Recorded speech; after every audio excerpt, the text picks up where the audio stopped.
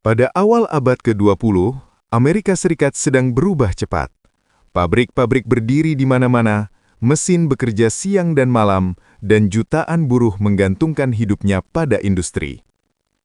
Di tengah perubahan besar itu, ada satu nama yang sangat berkuasa, John D. Rockefeller, pendiri Standard Oil. Namun, Rockefeller tidak hanya membangun kerajaan minyak, ia juga masuk ke dunia pendidikan. Tahun 1902, lahirlah sebuah lembaga bernama General Education Board. Pertanyaannya, apakah ini murni demi mencerdaskan bangsa atau ada tujuan lain di baliknya?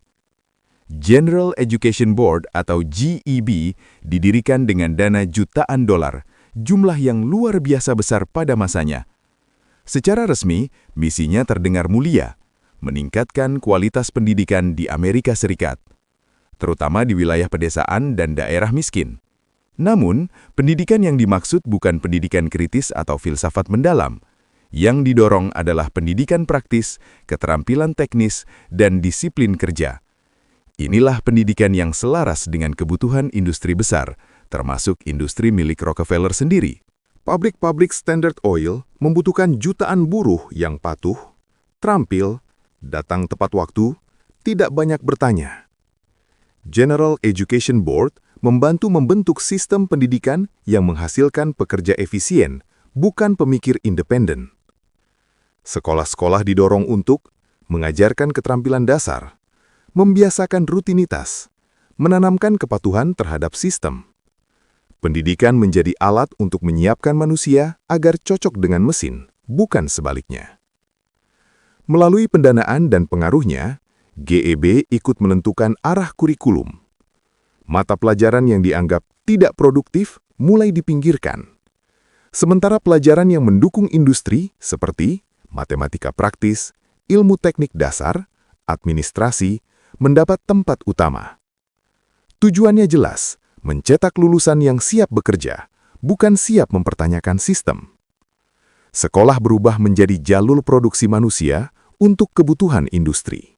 Sistem pendidikan yang didukung General Education Board menekankan jam masuk yang ketat, duduk rapi berjam-jam, mendengarkan perintah tanpa debat. Tanpa disadari, ini adalah simulasi kehidupan pabrik.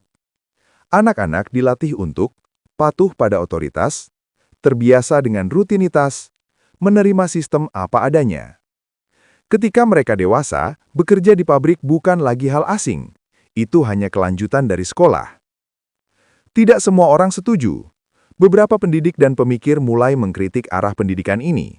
Mereka mengatakan, sekolah tidak lagi membentuk manusia merdeka, tapi buruh siap pakai. Pendidikan kehilangan fungsi untuk mengasah daya pikir kritis, membentuk keberanian bertanya, mengajarkan kebebasan berpikir. Namun, suara-suara kritis ini kalah kuat dibandingkan dana dan pengaruh Rockefeller. Rockefeller dikenal sebagai filantropis besar. Ia menyumbangkan miliaran dolar untuk pendidikan, kesehatan, penelitian. Namun, banyak sejarawan menilai bahwa filantropi ini juga berfungsi sebagai strategi sosial.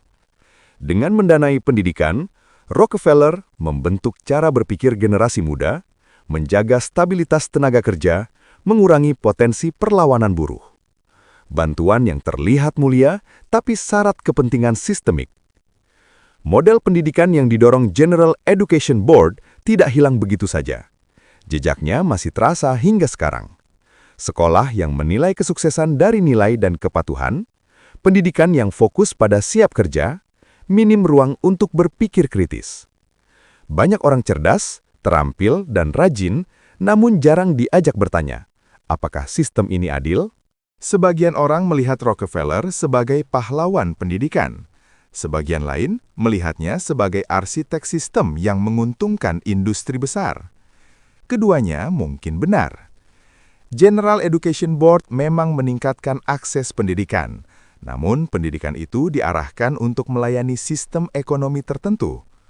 Pendidikan tidak netral, ia selalu mencerminkan kepentingan siapa yang membiayainya. Kisah General Education Board mengajarkan satu hal penting.